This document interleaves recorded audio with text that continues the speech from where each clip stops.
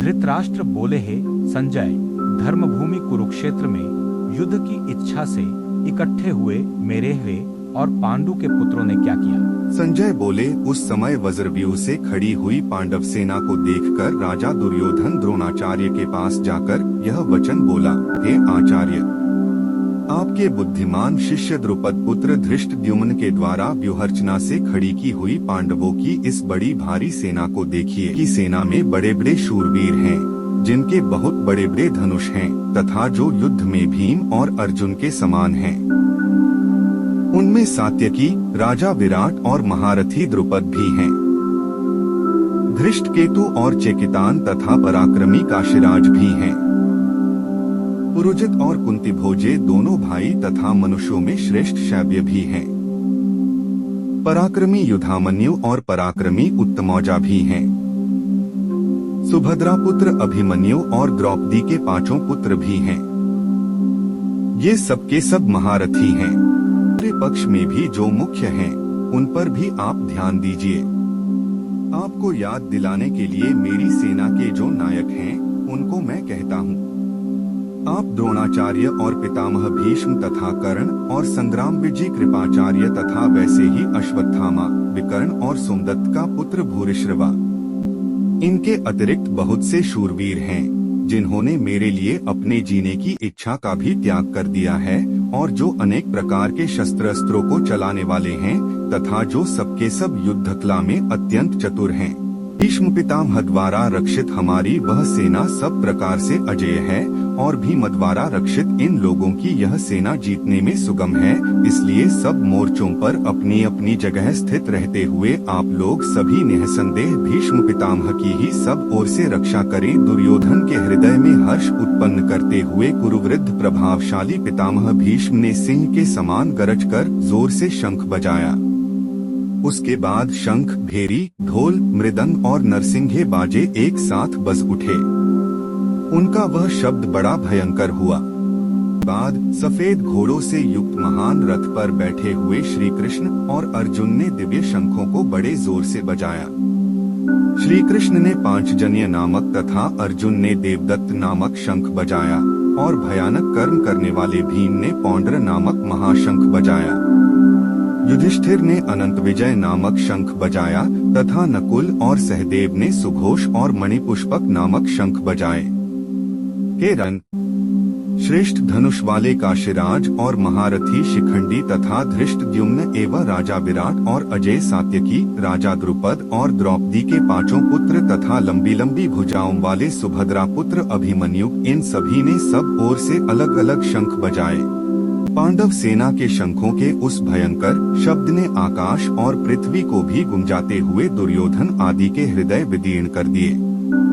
हे राजन, अब शस्त्रों के चलने की तैयारी हो ही रही थी कि उस समय दुर्योधन आदि को व्यवस्थित रूप से सामने खड़े हुए देखकर अर्जुन ने अपना गांडीव धनुष उठा लिया और अंतर्यामी भगवान श्री कृष्ण से ये वचन बोले, हे अच्युत, दोनों सेनाओं के मध्य में मेरे रथ को आप तब तक खड़ा कीजिए जब तक मैं युद्ध क्षेत्र में खड़े हुए इन युद्ध की इच्छा वालों को देख न लूं कि इस युद्ध में मुझे किन किन के साथ युद्ध करना होगा।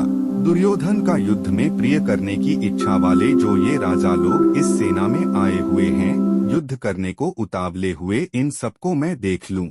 संजय बोले, हे राजन, अर्जुन के द्वारा इस तरह कहने पर भगवान श्री कृष्ण ने दोनों सेनाओं के मध्य भाग में पितामह भीष्म और आचार्य द्रोण के सामने तथा संपूर्ण राजाओं के सामने श्रेष्ठ रथ को खड़ा करके इस तरह कहा कि हे पार्थ, इन इकट्ठे हुए कुरुवंशियों को देख।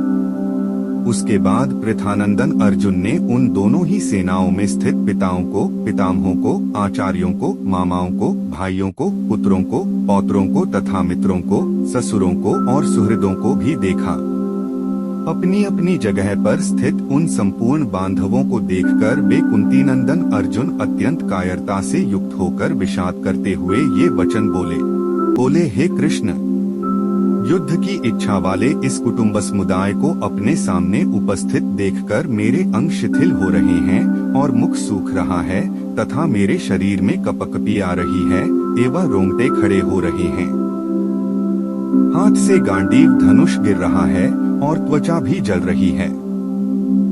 मेरा मन भ्रमित सा हो रहा है और मैं खड़े रहने में भी असमर्थ हो रहा हूँ। मैं लक्षणों को भी विपरीत देख रहा हूँ और युद्ध में स्वजनों को मारकर लाभ भी नहीं देख रहा हूँ। हे कृष्ण, मैं न तो विजय चाहता हूँ, न राज्य चाहता हूँ और न सुखों को ही चाहता हूँ। हम लोगों को राज्य से क्या लाभ, भोगों से क्या लाभ, अथवा जीने से भी क्या लाभ? जिनके लिए हमारी राज्य, भोग और सुख की इच्छा है, वे ही ये सब अपने प्राणों की और धन की आशा का त्याग करके युद्ध में खड़े हैं। कार्य, पिता, पुत्र और उसी प्रकार पितामह, मामा, ससुर, पौत्र, साले तथा अन्य जितने भी संबंधी हैं, मुझ पर प्रहार करने पर भी मैं इनको मारना नहीं चाहता। और हे मधुसूदन, मुझे त्रिलोकी का राज्य मिलता हो तो भी मैं इनको मारना नहीं चाहता, फिर पृथ्वी के लिए तो क्या? इन धृतराष्ट्र संबंधियों को मारकर हम लोगों को क्या प्रसन्नता होगी? इनको मारने से तो हमें पाप ही लगेगा, इसलिए इनको मारने के लिए हम योग्य नहीं हैं, क्योंकि हे माधव, अपने कुटुंबियों को मारकर हम कैसे सुखी होंगे? यद्यपि लोभ के कारण जिनका विवेक विचार लुप्त हो गया है, ऐसे ये दुर्योधन आदि कुल का नाश करने से होने वाले दोष को और मित्रों के साथ द्वेष करने से होने वाले पाप को नहीं देखते, तो भी हे जनार्दन, कुल का नाश करने से होने वाले दोष को ठीक ठीक जानने वाले हम लोग इस पाप से निवृत्त होने का विचार क्यों न करें? कुल का क्षय होने पर सदा से चलते आए कुल धर्म नष्ट हो जाते हैं और धर्म का नाश होने पर संपूर्ण कुल को अधर्म दबा लेता है। अधर्म के अधिक बढ़ जाने से कुल की स्त्रियां दूषित हो जाती हैं और हे वार्ष्णेय, स्त्रियों के दूषित होने पर वर्णसंकर पैदा हो जाते हैं। वर्णसंकर कुलघातियों को और कुल को नरक में ले जाने वाला ही होता है। श्राद्ध और तर्पण न मिलने से इन कुलघातियों के पितर भी अपने स्थान से गिर जाते हैं। इन वर्णसंकर पैदा करने वाले दोषों से कुलघातियों के सदा से चलते आए कुल धर्म और जाति धर्म नष्ट हो जाते हैं। जिनके कुल धर्म नष्ट हो जाते हैं, उन मनुष्यों का बहुत काल तक नरकों में वास होता है, ऐसा हम सुनते आए हैं। यह बड़े आश्चर्य और खेद की बात है कि हम लोग बड़ा भारी पाप करने का निश्चय कर बैठे हैं, जो कि राज्य और सुख के लोभ से अपने स्वजनों को मारने के लिए तैयार हो गए हैं। अगर ये हाथों में शस्त्र अस्त्र लिए हुए धृतराष्ट्र के पक्षपाती लोग युद्ध भूमि में सामना न करने वाले तथा शस्त्ररहित मुझको मार भी दें, तो वह मेरे लिए बड़ा ही हितकारक होगा। संजय बोले, ऐसा कहकर शोकाकुल मन वाले अर्जुन बाण सहित धनुष का त्याग करके युद्ध भूमि में रथ के मध्य भाग में बैठ गए।